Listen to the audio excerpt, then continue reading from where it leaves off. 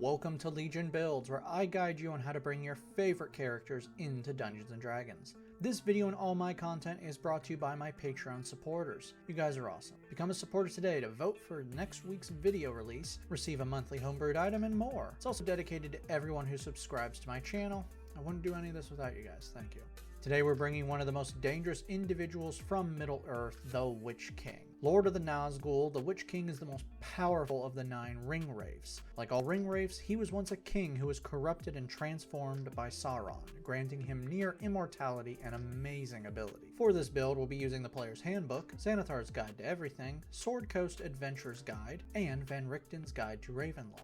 We're using standard point array to keep things easy for you should you roll for stats or use point buy, and we are multi-classing, so keep an eye on minimums. We'll start things off with strength at 15. Your rebirth has granted you amazing physical abilities, and you are a dangerous warrior. Charisma will fall at 14. The mere mention of your name sends chills down the spines of the most powerful wizards and warriors. Con will be coming in at a 13. Being a creature that lives beyond life means health really isn't an issue for you. Dex is going to be a 12. You are surprisingly agile, but technically you don't actually have a body. Intelligence is low with 10. You're actually quite smart, but you do prefer more aggressive tactics over strategic movements. Finally, we're dumping wisdom. Your greed and lack of self-control are what led to your current status in life. You may have started out as a human, but your rebirth has changed you. Reborn, found in Van Richten's Guide, will work. Place +2 into charisma and +1 into strength. Ancestral Legacy grants you skill proficiencies from your former life. Grab deception and persuasion. Knowledge from past life grants you glimpses of your former life to help with skill checks. Now when you make a skill check, you can add a d6 to the roll. You can use this a number of times equal to your proficiency bonus. Deathless nature makes you harder to kill. You now have advantage on saving throws against disease and being poisoned. You have resistance to poison damage, and you have advantage on death saving throw. You don't require food, drink, or air to survive, and you can't sleep and can't be put to sleep magically. Your long rests are only 4 hours long, where you must remain inactive but aware of your surroundings. For background skills, we need athletics and history.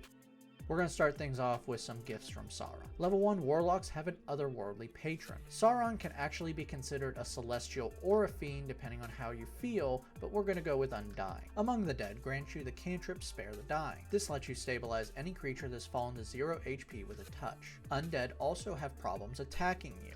If an undead targets you with an attack or harmful spell, they must make a wisdom save. If they fail, they must now choose a new target or forfeit targeting any. If they succeed, they are immune to this for 24 hours, and undead is also immune for 24 hours if you target them with an attack or a harmful spell. Pact Magic makes you a fake spellcaster. You have limited spell slots, but have all your spell slots upgraded and can get spell slots back at the end of a short or long rest. You start off with 2 cantrips and 2 spells. Green Flame Blade sheaths your sword in deadly fire. When you hit a creature with a weapon, fire shoots out at another target within 5 feet. The second target takes fire damage equal to your charisma modifier. Chill Touch is a ranged spell attack that deals necrotic damage out to 120 feet. On a hit, the target takes 1d8 necrotic damage and can't regain hit points until the start of your next turn. If you hit an undead target, it has disadvantage on attack rolls until the end of your next turn. Cause Fear targets one creature within 60 feet and fills their mind with total dread. Forcing a wisdom save, they become frightened of you should they fail. At the end of each of its turns, it may retake the save. False Life grants you 1d4 plus 4 temporary hit points for 1 hour. Let's jump classes real quick to get some more abilities. Level 1 Paladins start things off with more proficiencies because we're multi-classing. You now have proficiency in medium armor, shields, and martial weapons. Divine Sense allows you to sense when otherworldly creatures are nearby. As a reaction, you can sense if certain creatures are within 60 feet. These creatures include Celestial Fiend and Undead. You can also detect a holy or unholy presence around an object or place. Lay on Hands grants you a pool of healing that is 5 times your Paladin level. When you touch a creature or yourself, you can expend this pool to heal. You can also expend 5 HP to cure 1 disease or neutralize a poison. Level 2 Warlocks gain Eldritch Invocations. These are gifts from your patron that grant you new features or enhance your own. You gain 2 at this level. for these invocations. Devil Sight grants you the ability to see in both darkness and magical darkness as if it's normal out to a distance of 120 feet. For the second, take what you want, but I would suggest holding off till the next level, or take one you wouldn't mind trading out next level. For your new spell, Hex curses a target with a bonus action out to 90 feet. Once cursed, the target will take an extra 1d6 necrotic damage when you hit them with an attack, and you choose one skill when you cast this spell. The cursed target now has disadvantage on that skill. You must maintain this for 1 hour, and if the target dies before the 1 hour is up, you can move the curse to a new target with a bonus action. Level 3 Warlocks receive a Pact Boon. Pact of the Blade allows you to create any weapon you choose with an action. This weapon is magical and you will always be proficient with it. You can bond with a magical weapon and summon it as an action. In the books you wield both a sword and mace, but in the movie it's a sword and flail, so go nuts. Now that we've grabbed your packed weapon, let's grab that invocation I said to hold off on for. Improved packed weapon adds +1 to your packed weapon attack and damage, and makes it a spellcasting focus. You also receive second level spells. For your new spell, grab what you want. We're good for spells right now. Level 4 Warlocks earn our first ability score improvement, places in the strength for better attacks and damage. For your new spells, Frostbite forces a con save on a creature within 60 feet. Should they fail, they take 2d6 cold damage and have disadvantage on their next weapon attack before the end of its next turn. For your second spell, take what you want that is first or second level. Your character level 5 now, Chill Touch does 2d8 necrotic damage, and Green Flame Blade now does 1d8 fire damage to the first target and 1d8 plus charisma to the second target. Level 5 Warlocks gain a new invocation. For this invocation, Maddening Hex improves your Hex spell. Now when a creature is cursed by Hex, you can deal psychic damage equal to your charisma modifier to them and any creature you choose within 5 feet of it. To do this, you must be able to see the cursed target and be within 30 feet. You also gain 3rd level spells. For your new spell, Spirit Shroud sheaths you in dark power for 1 minute while you maintain the spell. Until the spell ends, any attack you make deals an extra 1d8 damage that is either radiant, necrotic, or cold, your choice when you cast the spell. Any creature you hit can't regain hit points to the start of your next turn, and any creature that starts its turn within 10 feet of you has its speed reduced by 10 feet until the start of your next turn, should you choose to slow them down.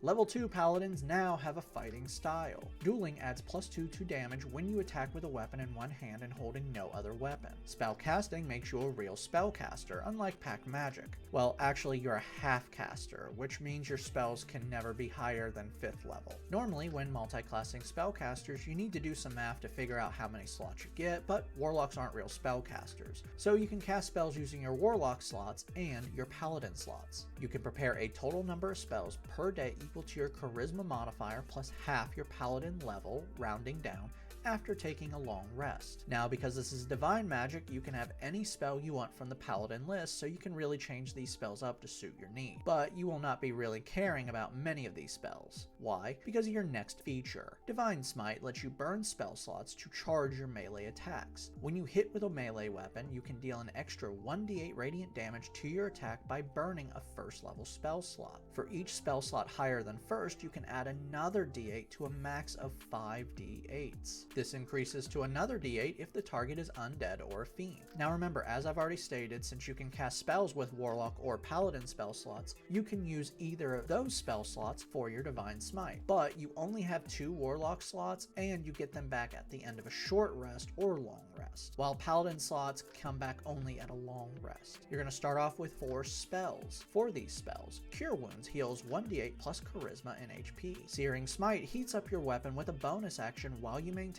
the spell for 1 minute. The next time you hit a creature with a weapon attack while this spell is active, your attack deals an extra 1d6 fire damage and the creature ignites. At the start of each of its turns until the spell ends, it must make a con save or take another 1d6 fire damage. If it succeeds, the spell ends, and if the creature or another creature within 5 feet of it uses their action to stop the flame, like using water, the spell ends. For your next 2 spells, take what you want. We will not be needing any more 1st level spells from Paladin.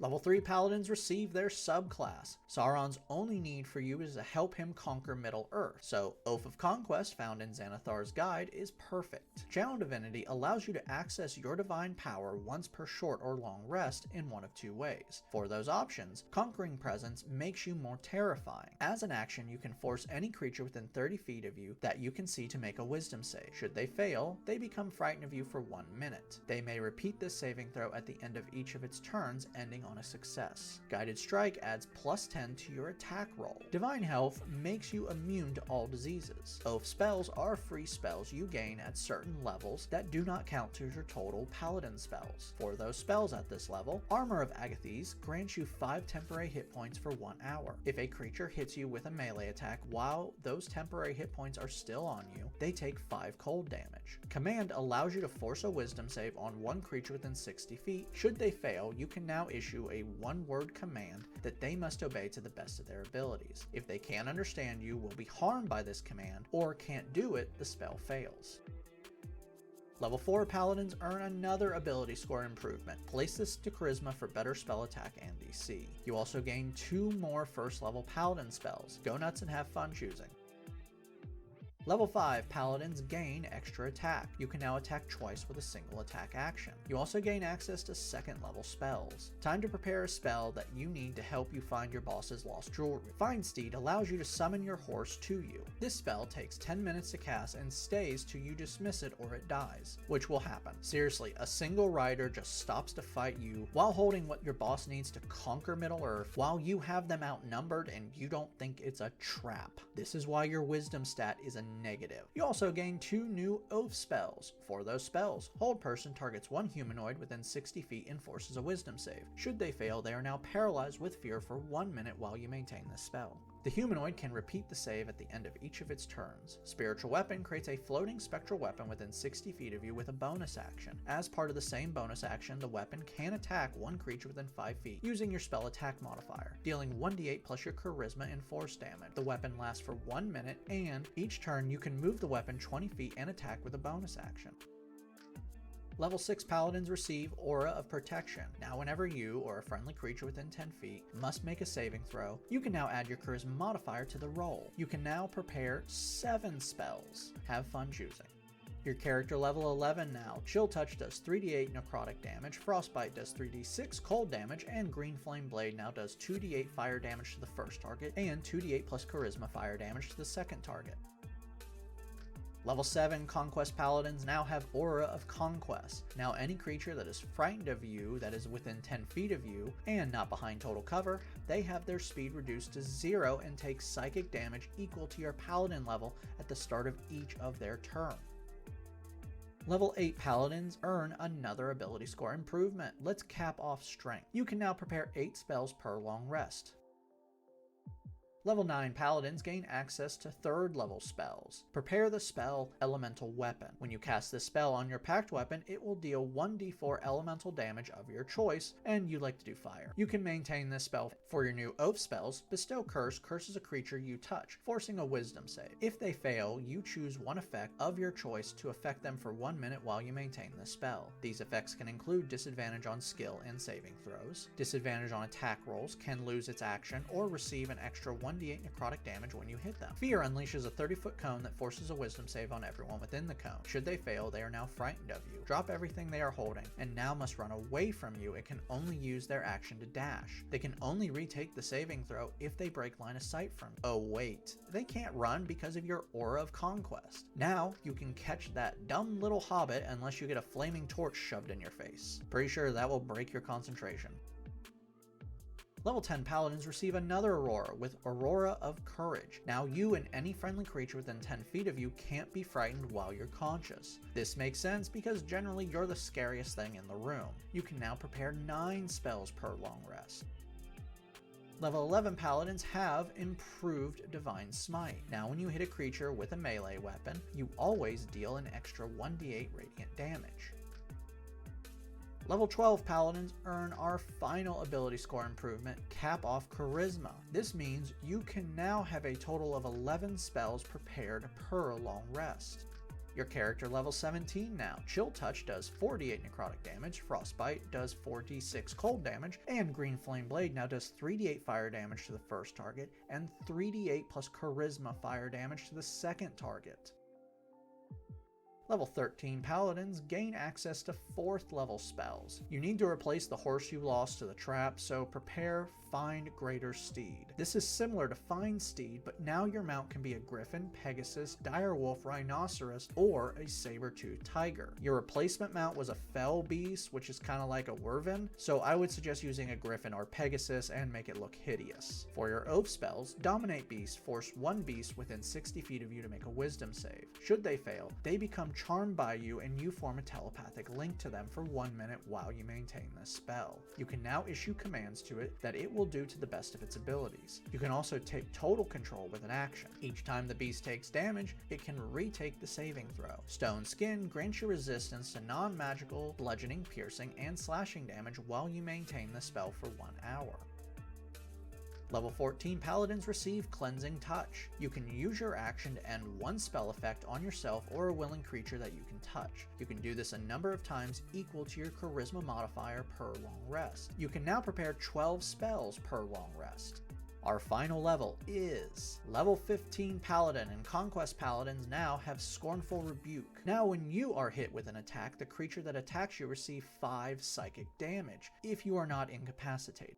Now that we've hit level 20, let's recap. Your stats are Strength 20, Dex 12, Con 13, Intelligence 10, Wisdom 8, Charisma 20. Your total levels are Warlock 5, Paladin 15. Let's dive in. You are the living embodiment of fear. Being near you causes people to become so frightened they are paralyzed with fear. You can even extend this effect out to several more feet. Your melee attacks are magical, deal an extra 1d8 radiant damage, can add necrotic and or fire damage to that, and can amp up damage to 4d8 force damage. You're also highly mobile with the ability to summon mounts to carry you through the air. Finally, you're pretty hard to kill with advantage on death saves, temp HP. You can heal yourself, give yourself resistances, and you have a decent health of over 130. Downside. Okay, this build shows how important wisdom saves can be, and you don't have one. Because of aura protection, you can bring your wisdom save up to a +4, which really isn't that much, and thankfully you can end an effect on yourself, but that's limited to only 5 times per long rest. Thankfully also your aura of courage can keep you from becoming frightened, so cause fear, and fear can't be used against you. If you get bogged down in a fight though, a caster can target the hell out of you. You also have the curse of the spellcaster. Too many concentration spells, and of course these can't stack. But you know what can make all this better? Action. Remind Middle-earth who they should be afraid of, or burn it down. Or in your case, get a sword shoved in your face because you got arrogant. Like I said, poor wisdom score. Thank you for joining me today. I release a new build each week on YouTube and Spotify. Over on Patreon, the new poll is live, and we got some badass women who get the job done. Vote now for Nancy Wheeler from Stranger Things, Mose from Borderlands, Phoenix Shan from Star Wars, or Naru from Prey.